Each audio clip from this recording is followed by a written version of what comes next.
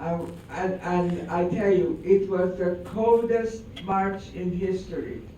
I had only a uniform on, no underwear, no stockings, and those flip-flop shoes, and they gave us a thin spring coat of some sort. It was bitter cold. That's why I tell my audience, I never ever want to be hungry, thirsty, or which is the third one? Cold. The what? Cold. Cold. Thank you. Anyhow, so those things I don't ever want to be. So we were marching on this highway during the day, and at night we slept on the wet ground in the ditches. And you know, when you're so exhausted, you really sleep anywhere. So this journey took about 3 days, and on the third day, we ended up in a little village, and the outskirts of the village, and a group of us are standing in front of this wheat field, and in about 2 city blocks in, we saw a barn. Now at this point, fantasy stepped in our lives.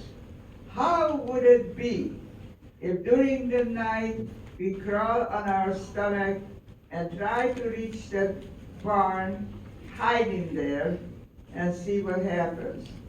You see, the important part here is that our self-esteem was zero. So what? They find us, they shoot us, and it will be all over. But I guess the dear Lord had other plans for us. So we're hiding in this barn, and of course, as they say, we were shaking in our boots because of obvious reason. And the next morning, two young men are approaching, and they wore a different uniform. Well, it turned out to be two scouts from the U.S. 6th Armored Division. And God bless them, they were our liberators. So now came the big job, because we were hiding, 1,000 of us girls who worked at this factory. We were in about a 30-mile radius, hidden anywhere. We hid in barns, we hid in attics, we hid in pile of saw and straw, and just tried every which way to escape. So this was our liberation, and now the American captain came into the picture, and he collected the 1,000 of us and talked to the local mayors of the community, and told them that please ask the residents in the town to allocate one room in their home, so the girls can have a room where they can wash, where they can sleep. And we from the army will supply the food, so we not gonna eat their food already.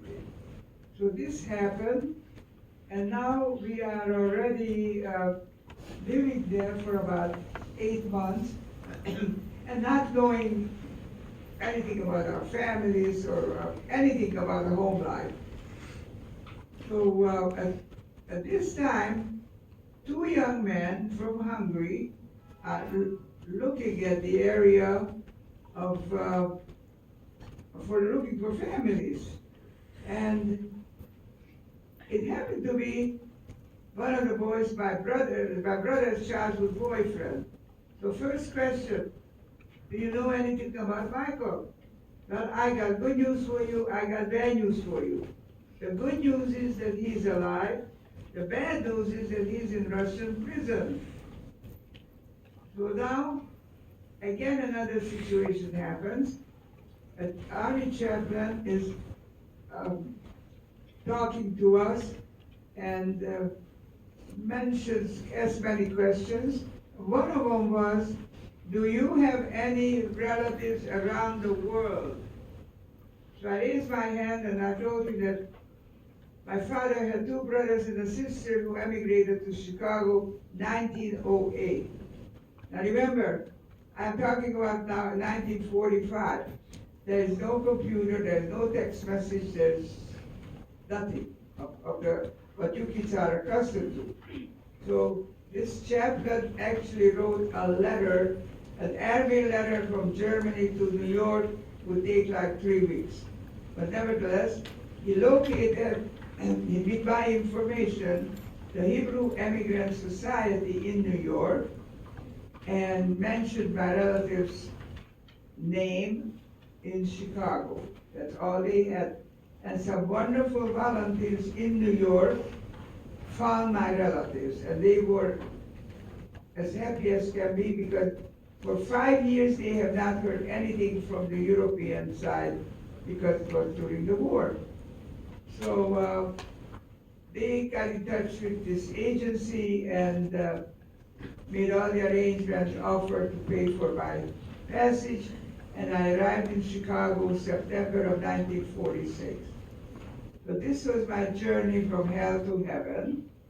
And of course, once I got here, then a couple of weeks later, I started learning English, and I even got a job. I worked in an office where I had to work on an addressograph. That's the only reason I'm mentioning it to you, because then neither of you have ever heard what an addressograph is. Well, let me tell you what it is. It visualizes a little address label size aluminum plate, okay? And there's a machine, and your complete address you can punch in letter by letter by letter. And I got the job to do this. I want you to know that I knew every zip code in Chicago, even in my dream. So I did this work for about a year or so, and I met a Hungarian doctor, and he said, "How would you like to work in my office?"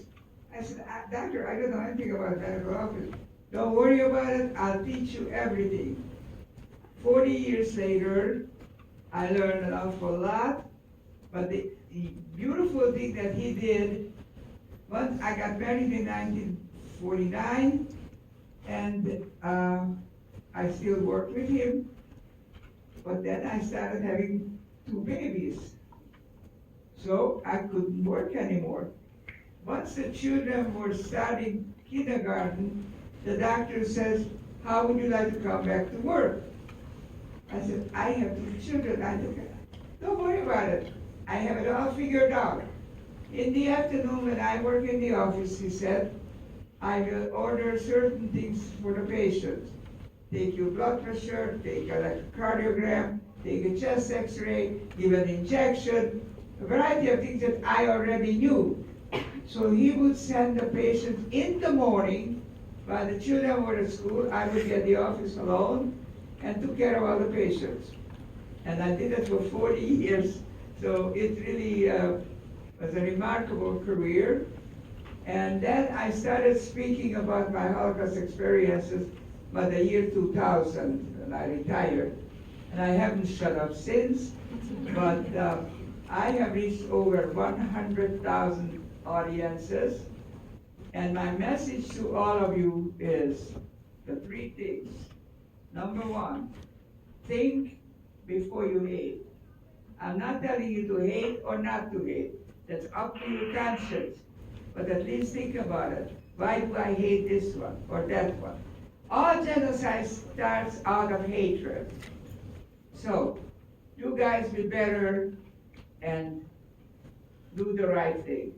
Number 2, we are so blessed to live in a free country in the United States. So do everything in your power to protect your freedom and build it, because slavery is hell. So we gotta keep that going. And thirdly, every so often there is some person who denies the existence of the Holocaust. Well, I could buy this idea 80 years ago when we didn't have all the high-tech equipment. So, but today, all of you are one finger on the computer and everything comes out. And on top of it, Auschwitz is open 24/7 for visitors. So it's a living evidence of the tragedies.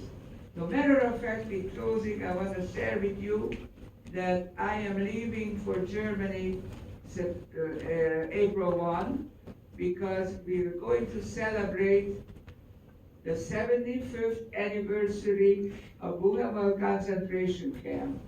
And I'll be speaking there, so that will be a beautiful experience. So if anybody has a question,